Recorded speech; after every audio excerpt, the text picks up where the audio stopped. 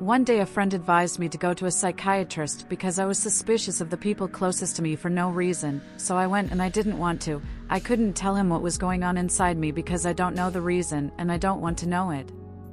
Where I find that all people are traitors, although I do not like this idea. And when I came out of his clinic, I found something unimaginable, and it was a shock to me. My son's wife is with another man. The shock kept me from doing something and going to her. I went home and sat thinking about it all day and still couldn't believe what happened. I decided to go to my son's house to ask him about his condition. Indeed, I did what I thought, and found him happy and treating his wife well, and his wife shared the same feelings. I got even more angry because my son does not deserve this, and that whoever loves her does not protect and betray him. For days and days, I did not talk to anyone about what happened because it concerns my son's reputation. I started thinking about how to save my son from this traitorous lady. My thoughts wandered as if I were a small child who could not move a step forward. My tongue couldn't tell him how to break his heart. He does not deserve that, so I decided one day to watch her and find out the reason for her betrayal. When she left her work, I followed her until she reached a building and went up to a strange apartment for me. I waited for her for about half an hour, but she was late in that building, so I decided to go up and see what was happening.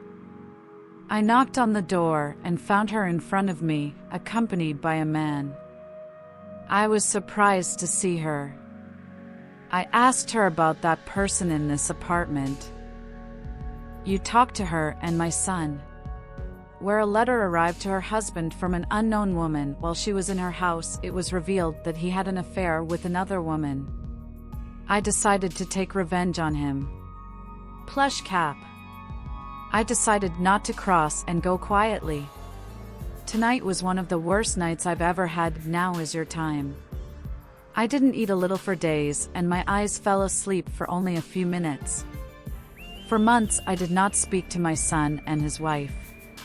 And one day I decided to go back to the doctor again and tell him what happened to me, despite my insistence not to go to him, especially after what happened. I decided to go because I was about to collapse from the understatement. The doctor started treating me and motivating me to overcome this obstacle.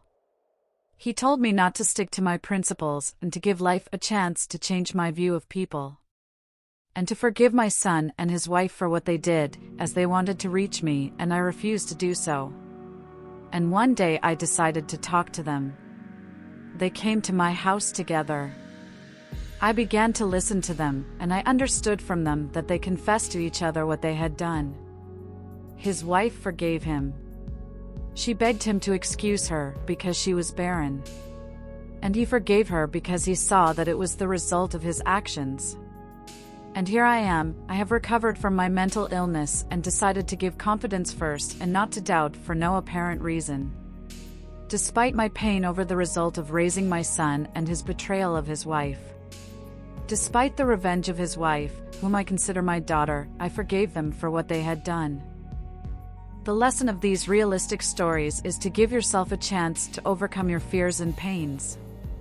And forgive those who have sinned against you, because in the end we are human and we are all subject to error.